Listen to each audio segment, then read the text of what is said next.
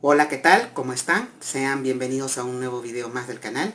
Soy José Luis Anticona y a través de este video es para darles mis cordiales saludos, ya que estamos a pocas horas de despedir el año 2024 y que se viene el nuevo año, que es el 2025, y esperemos de que todos salgan de una manera positiva, alegre, como debe de ser.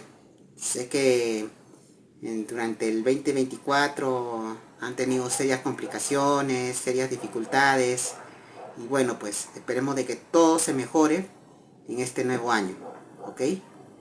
Desde aquí, desde Perú, para todos los de Latinoamérica, ya que en Europa, Asia y Oceanía ya entraron a un nuevo año que es el 2025. Sin embargo, para el continente de América, ya sea Norteamérica, Centroamérica, el Caribe y aquí en Sudamérica, como en mi caso, que soy de Perú, lo estén pasando de una forma de acuerdo a su costumbre, ¿ok?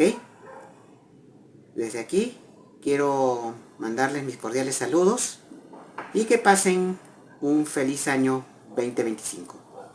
Gracias, les habló José Luis Anticona y nos vemos en enero. Feliz año para todos ustedes.